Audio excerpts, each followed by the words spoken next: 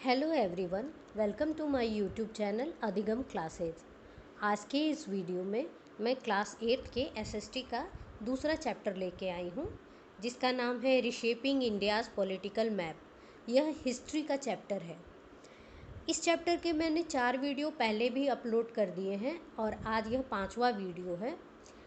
यह चैप्टर लंबा होने के वजह से वीडियोज़ इसमें ज़्यादा बन रहे हैं, क्योंकि कंटेंट बहुत ज़्यादा है और बहुत लंबी लंबी क्लासेस भी लगाना बोरिंग थोड़ा हो जाता है, क्योंकि मन ऊब जाता है। तो इसलिए मैं छोटे छोटे वीडियोस बना रही हूँ कि आधे घंटे तक का वीडियो रहे और हम लोग कंटेंट को एंजॉय करके पढ़ें।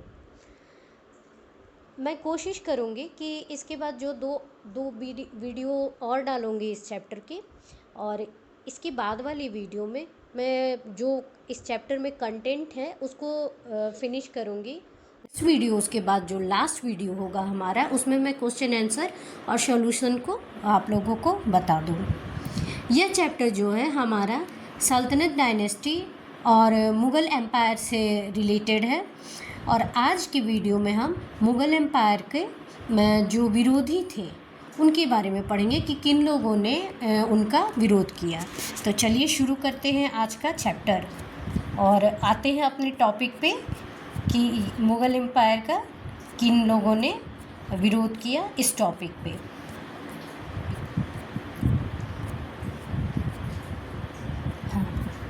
हाँ, रेजिस्टेंस टू मुगल्स। तो इसमें हम लोग सबसे पहले देखेंगे पीसेंट रिबेलियन, किसान विद्रोह जो हुआ उसके बारे में हम लोग देखेंगे।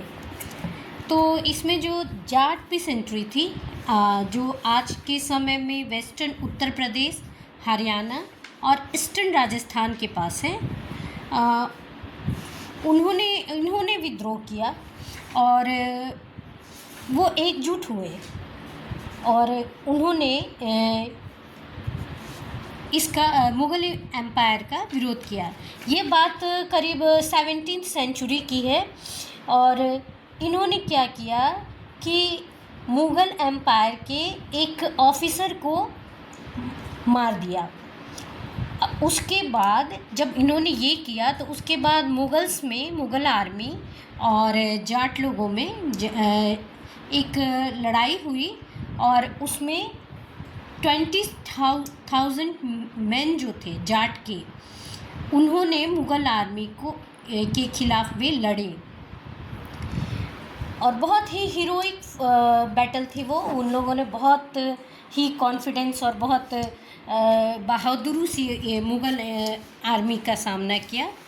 लेकिन बहुत सारे जाट लीडर्स जो थे वो मतलब कि उनको मार दिया गया, और इस तरह से ये एक जो रिबेलियन था जाट लोगों का वो दब गया।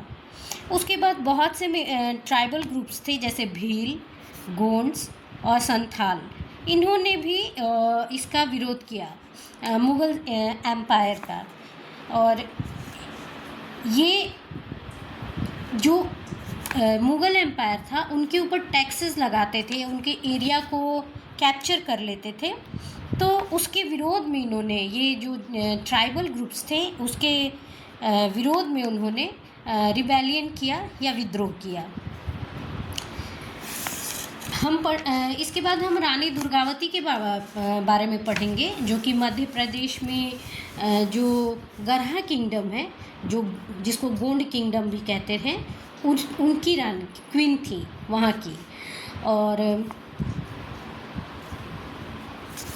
इनके आर्मी में जो थे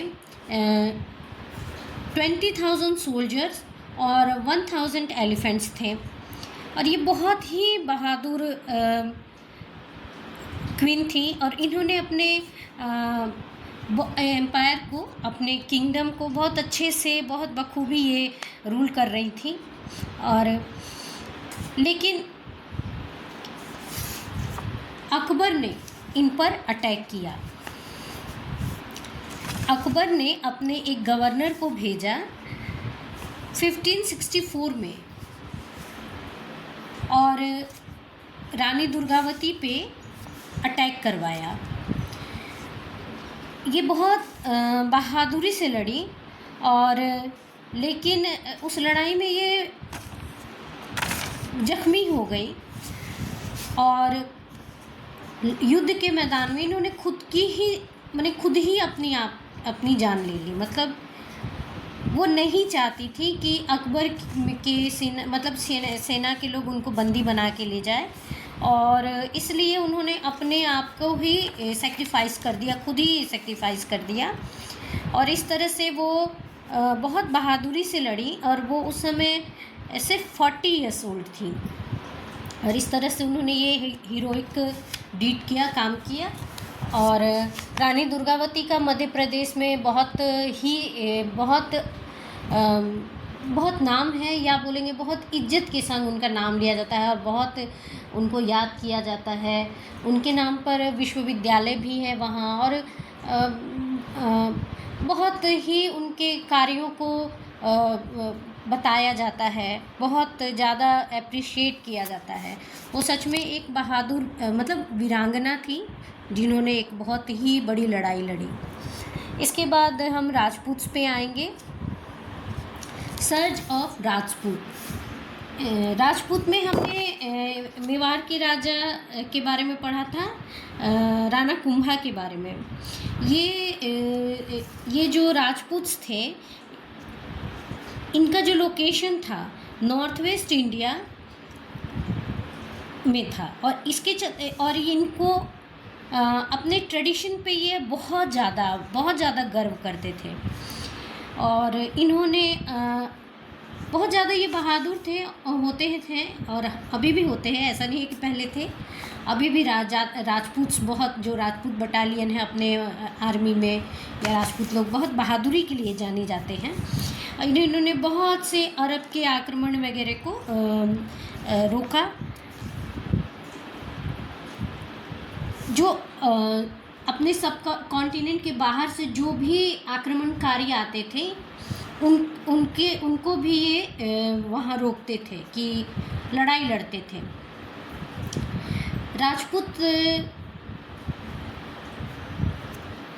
राजपूतों में एक राजा थे राणा कुंभा, जिनको हमने पहले पढ़ा है। उन्होंने क्या किया था कि महमूद खिलजी, शायद महमूद खिलजी ना, मोहम्मद खिलजी नहीं, महमूद खिलजी, उसको हराया था।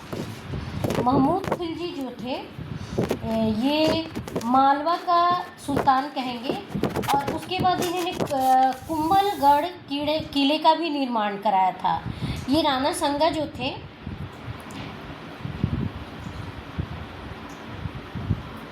नहीं, राणा कुंभलगढ़ किले का निर्माण किया राणा कुंभा ने।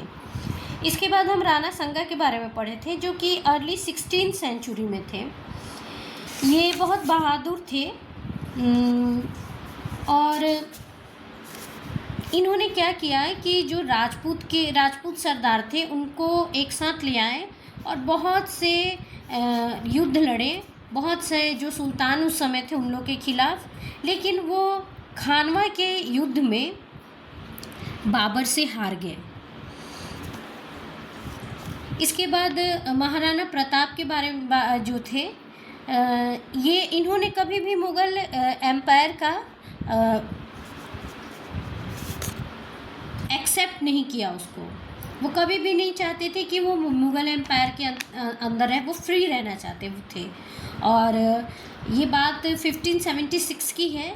हल्दी घाटी का युद्ध जो हुआ अरावली हिल्स में, उसमें जो मुग़ल आर्मी थी और महाराणा प्रताप, इनके बीच में ये लड़ाई हुई, और ये मुग़ल आर्मी वहाँ पे भारी पड़ रही थी, और महाराणा प्रताप इसलिए वहाँ से निकल गए, भाग गए खुद को बचाने के लिए।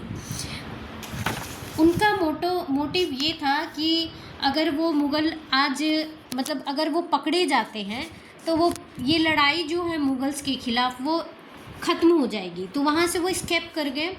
बहुत ही ख़राब परिस्थिति में जंगलों में रहे, बहुत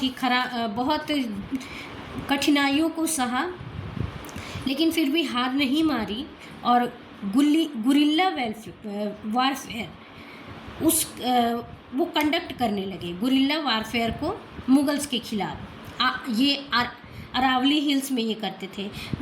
गुरिल्ला वारफेयर क्या होता है कि छिप के ये अचानक से छोटी छोटी टुकड़ियाँ इनकी होती थी और ये मुग़ल आर्मी पे छुप के अचानक से वार करते थे और इस तरह वो कभी भी मुग़ल एम्पायर के अंतर्गत नहीं आए, कभी अधीनता स्वीकार नहीं की और वो इंडिपेंडेंट ही रहना चाहे। महाराणा प्रताप जो थे उनको भील्स जो ट्राइबल ग्रुप्स थे उनसे बहुत स्ट्रॉन्ग सपोर्ट मिला। ये व्हील्स जो थे उनके ट्रूप को ज्वाइन किए और उनको आर्चरी की बहुत ज़्यादा ज्ञान था, जिसका व्हील्स लोग को जिसका फ़ायदा बहुत मिला। और वहाँ के इलाके का जंगल मतलब व्हील्स लोग ट्राइबल लोग हैं, वो जंगल में रहते हैं, तो जंगल के सारे इलाके का उनको बहुत बखूबी ज्ञान था। तो इसका फ़ायदा राणा संगा जी को मिला और इस प्रकार इन व्हील्स लोग जो थे बहुत बड़ा योगदान दिए राणा संगा के जो लड़ाई थी मुग़लों के ख़िलाफ़ उसमें। और इसलिए व्हील्स लोग को जो मेवाड़ का एम्बलम है उसमें दर्शाया गया है, ये उनको रिस्पेक्ट देने के लिए।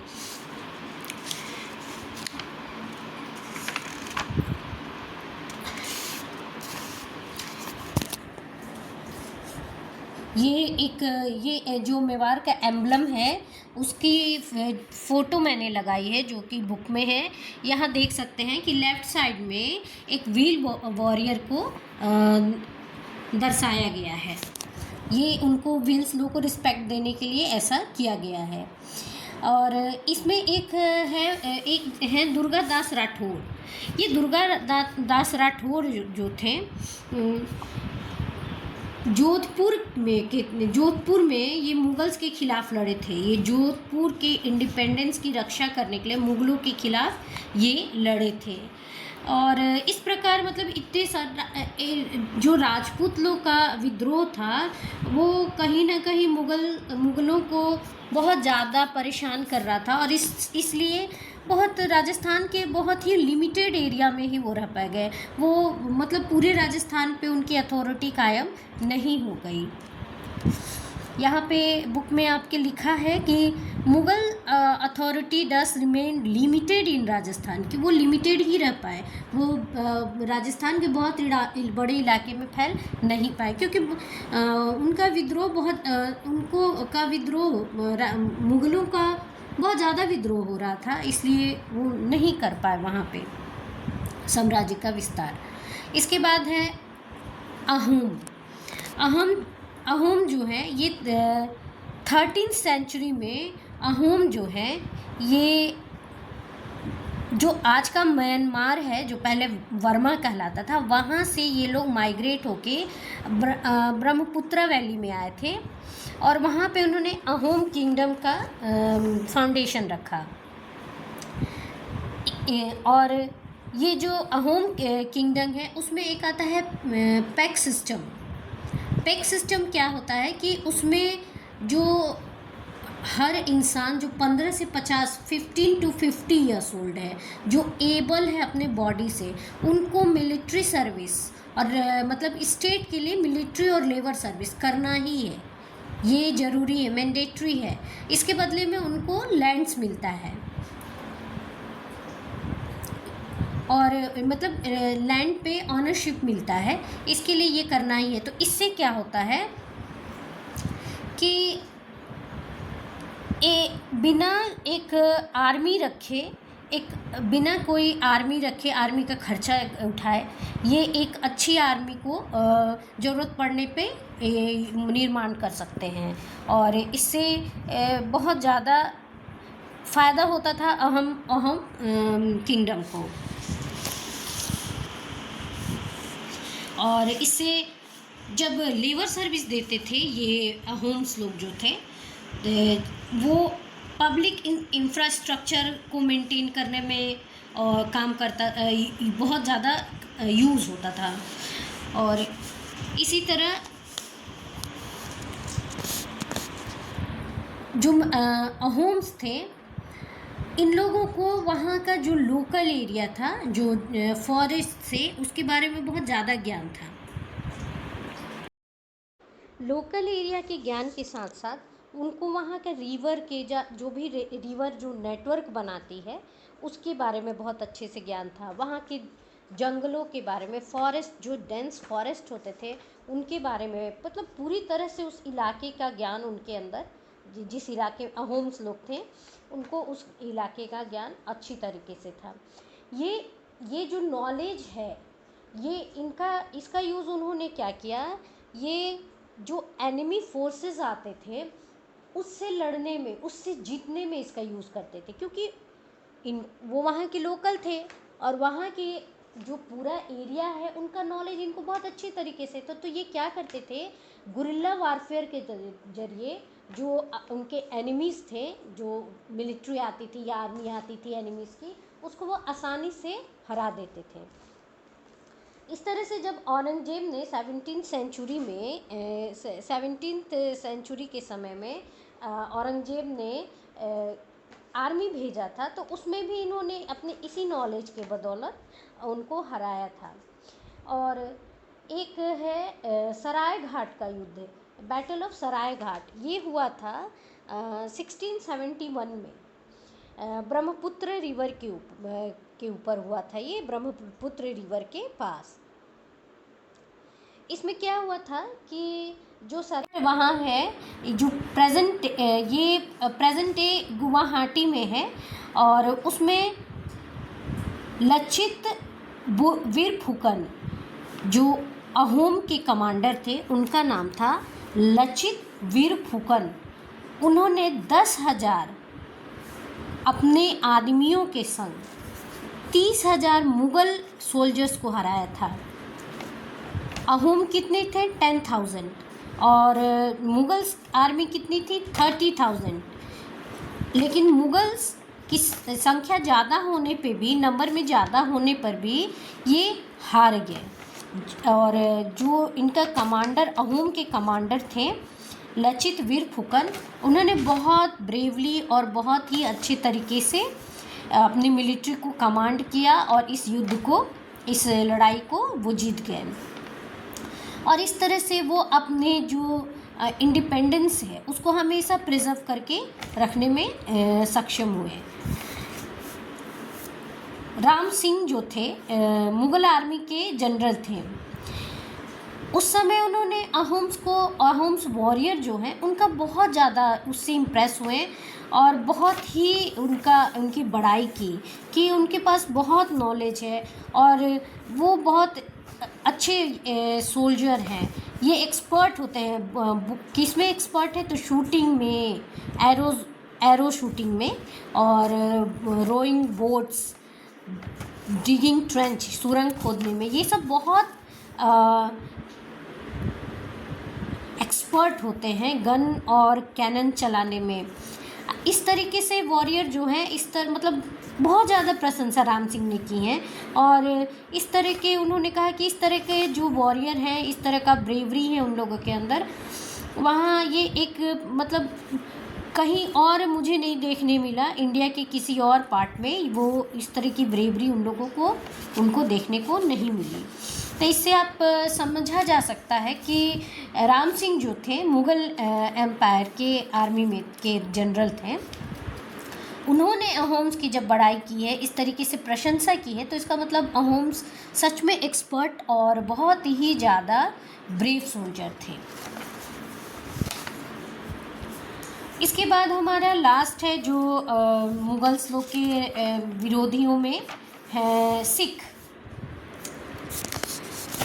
जो हैं, गुरु नानक जो थे उन्होंने सिखिज़म की 15th सेंचुरी में इनकी स्थापना की, जो कि पंजाब में की। ये जो पंजाब है उस समय जो इंडिया और पाकिस्तान दोनों रीजन हैं, जो अभी कुछ भाग पाकिस्तान में चला गया है और कुछ इंडिया में है, उस पंजाब के बारे में ये इस चैप्टर में जो है उस पंजाब के बारे में कहा जा रहा है कि वहाँ पे गुरु नानक जी ने सिख सिखिज़्म या सिख संप्रदाय की स्थापना रखी। और इनका जो मैसेज था, उनका मैसेज था किस मैसेज को, इनका इक्वालिटी का मैसेज था। और वो मानते थे कि ईश्वर एक है, एक ओंकार, जिसका मतलब है एक ओंकार। एक ओंकार मतलब वननेस ऑफ गॉड, ईश्वर एक है, सभी मतलब सभी ईश्वर भगवान जो है एक ही हैं। इसके लिए उन्होंने ये मैसेज देने के लिए इन्होंने सिखिज़्म की स्थापना की। और एक तरह से ये प्योरली स्पिरिचुअल मूवमेंट था। लेकिन बाद में कुछ ऐसे ऐसे कंडीशन हुए कि इनको अपनी आर्मी भी रखनी पड़ी। और तो कैसे हुआ, क्या हुआ, खालसे की स्थापना इन्होंने क्यों की, ये सब इस चैप्टर में बताया गया है। हुआ ये कि जहांगीर के समय उनका जो एक उनका बेटा जो था वो जहांगीर से विद्रोह करके और गुरु अर्जन देव के पास गए, गुरु अर्जन सिंह के पास गए। और जो गुरु अर्जन जी थे उन्होंने, क्योंकि वो शरण में उनके आया था, तो उन्होंने उसको अपने सुरक्षा की, सपोर्ट किया उसका। तो इससे जहांगीर जो है वो बहुत गुस्सा हो गया और उनको गुरु अर्जन सिंह को उनको पकड़ लिया और उनको टॉर्चर किया और मृत्यु मतलब उनको मृत्यु की सज़ा सुनाई। ही है यहाँ लिखा है, Guru Arjan had supported his rebellious son. He had Guru Arjan tortured to death. Aurangzeb ने क्या किया कि गुरु अर्जन सिंह को उनको तब तक टॉर्चर किया जब तक कि उनकी मृत्यु न हो गई। और क्योंकि उन्होंने उसके बेटे को शरण दी थी। और उसके बाद जो गुरु अर्जन सिंह के बाद जो आए गुरु हरगोबिंद, उन्होंने मिलिट्री ट्रेनिंग और स्किल्ड आर्मी की शुरुआत की ताकि वो लोग मुग़लों के ख़िलाफ़ लड़ सके। और इसी में एक ये गुरु ग्रंथ साहिब के बारे में जिक्र है। ये जो है गुरु ग्रंथ साहिब, ये गुरु अर्जन सिंह के द्वारा इसको लिखा गया था। और उसमें गुरु तेग बहादुर के जो कविताएं या हाइम्स है वो बाद में ऐड की गई थी।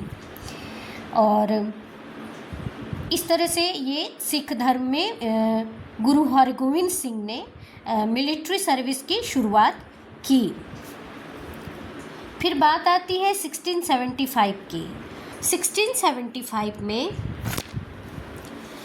कश्मीरी पंडितों का एक ग्रुप जो है गुरु तेग बहादुर सिंह के पास गया, क्योंकि उस समय रिलीजियस प्रोटेक्शन के लिए उस समय बहुत ज़्यादा उनको परेशान किया जा रहा था, तो वो प्रोटेक्शन के लिए वो वहाँ गए। तो गुरु तेग बहादुर सिंह थे, वो डिसाइड किए कि ठीक है भाई, हम आपके साथ खड़े हैं। वही बात है कि कोई मदद मांगने आया है तो मदद तो करना ही है। तो इसका खामियाजा ये हुआ कि औरंगजेब ने उनको अरेस्ट किया और बोला कि भाई आप कन्वर्ट हो जाइए इस्लाम में। लेकिन उन्होंने गुरु तेग बहादुर सिंह ने इसके लिए रिफ्यूज़ कर दिया। और औरंगजेब ने फिर क्या किया कि उनके सामने उनके 2 डिसाइपल्स को बहुत बुरी तरह से टॉर्चर किया जब तक कि उनकी मृत्यु नहीं हो गई। लेकिन जो गुरु तेग बहादुर सिंह थे तो भी उन्होंने रिफ्यूज़ किया कि नहीं, मुझे इस्लाम नहीं कबूल करना है। तो इसके बाद फिर औरंगजेब ने अपने जो सेना के लोग थे उनको ऑर्डर दिया कि भाई इसका सर काट के चांदनी चौक पे लगा दीजिए। और यही किया गया, गुरु तेग बहादुर सिंह का सर काट के चांदनी चौक पर लगा दिया गया। इस एक्शन के बाद गुरु गोविंद सिंह जो गुरु तेग बहादुर सिंह के सन थे, उन्हों और 10वें और लास्ट गुरु थे, उन्होंने खालसा की स्थापना की।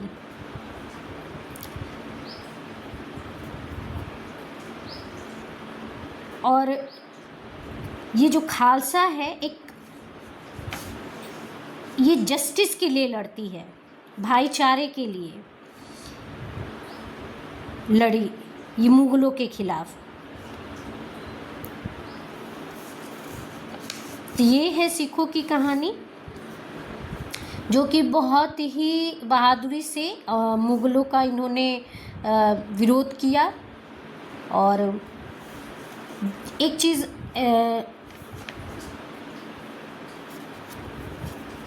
एक गुरुद्वारा है शीशगंज साहिब चांदनी चौक में, जो कि बहुत दिल्ली का फेमस एरिया है। वहीं पे गुरु तेग बहादुर सिंह का जो सर था कलम करके वहीं पे लगाया गया था।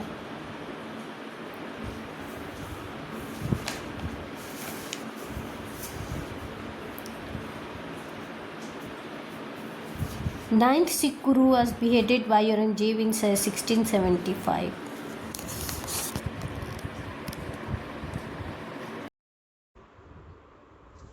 शीशगंज गुरुद्वारा शीशगंज साहिब जो गुरुद्वारा है, वहाँ पे गुरु तेग बहादुर जी का सर काटा गया था, मतलब सर को धड़ से अलग कर दिया गया था। और ये गुरुद्वारा जो है एक वर्शिप का प्लेस है, क्योंकि यहाँ 9th सिख गुरु की यादें हैं, तेग बहादुर सिंह जो थे उनकी। और एक चीज़ और है यहाँ जानने लायक बात है कि यहाँ पे 1979 के बाद से जो सिख रेजिमेंट है, रिपब्लिक डे के परेड के पहले, रिपब्लिक डे के परेड में राष्ट्रपति को सैल्यूट करने के पहले ही वो यहाँ आती है और सैल्यूट करती है। ये जो है पावरफुल, ये जो गुरुद्वारा है, एक पावरफुल सिंबल है फेथ और सेक्रीफाइस का इंडियन हिस्ट्री में। इसके बाद हम महाराजा रंजीत सिंह के बारे में थोड़ा सा जानेंगे। महाराजा रंजीत सिंह थे जब उस समय मुग़ल एम्पायर जो था वो डिक्लाइन कर रहा था। उस समय महाराजा रंजीत सिंह का उदय हुआ, या उस समय वो बहुत स्ट्रांगली रूल कर रहे थे। और पंजाब में ये 19th सेंचुरी की बात है। उन्होंने बहुत ही स्ट्रॉन्ग सिख एम्पायर की का फाउंडेशन रखा, और उनके अंदर मिलिट्री स्किल, डिप्लोमेटिक स्किल बहुत ज़्यादा था। रंजीत सिंह के अंदर बहुत ही नॉलेज वाले और स्ट्रॉन्ग मैन थे वो। उन्होंने पूरे सिख एम्पायर को सेंट्रलाइज तरीके से मैनेज किया, और इसमें नॉर्थ वेस्ट और कश्मीर के कुछ भाग में भी इसमें इन्होंने उस समय ऐड किया था। और 19th सेंचुरी के समय जो सिख एम्पायर था, जो महाराजा रंजीत सिंह जी ने जिसकी फाउंडेशन रखी थी, वो मुग़ल एम्पायर के साथ साथ ब्रिटिशर्स से भी मतलब लड़ाई किया और उनको बढ़ने से रोका। तो ये है आपका रेजिस्टेंस टू सिख एम्पायर, जिसमें हमने राजपूतों को पढ़ा, जिसमें राणा संगा को पढ़ा, जो कि खानवा के बैटल में बाबर से हारे। महाराणा प्रताप को पढ़ा, जो कि 1765 में हल्दी घाटी के युद्ध में मुग़ल से हारने के बाद वहाँ से निकल गए और गुरिल्ला वारफेयर के जरिए मुग़ल्स पे अटैक करते रहे। और इसमें उन्होंने उनकी मदद की भील्स ने, और उसी समय दुर्गादास राठौर जी थे, जो कि जोधपुर से मुगल्स के खिलाफ लड़ रहे थे। और इसके बाद हमने अहोम्स को देखा जहाँ कि ये 13th सेंचुरी में इंडिया में आए म्यांमार से, और ब्रह्मपुत्रा वैली में इन्होंने अहोम किंगडम बनाया। और बहुत ज़्यादा इनको अपने लोकल एरिया का ज्ञान था, रिवर्स नेटवर्क का ज्ञान था, जिसके चलते ये एनिमीज़, जो एनिमी आर्मी आती थी एनिमीज़ की, उसके ऊपर ये भारी पड़ते थे। और मुग़ल के जो सेना के जनरल थे राम सिंह, उन्होंने अहोम्स की बहुत बड़ाई की है, उनकी ब्रेवरी की और उनकी स्किल्स की बहुत बड़ाई की है। और बैटल ऑफ सरायघाट के बारे में पढ़ा हमने, जो कि 1671 में ब्रह्मपुत्रा रिवर के ऊपर लड़ी गई थी, जिसमें अहोम के जो कमांडर थे लचित वीर फुकन अपने 10,000 सोल्जर्स के संग मुगल्स से लड़े, और मुगल्स के 30,000 सोल्जर्स से लड़े और जीते। इसके बाद हमने सिखों को देखा।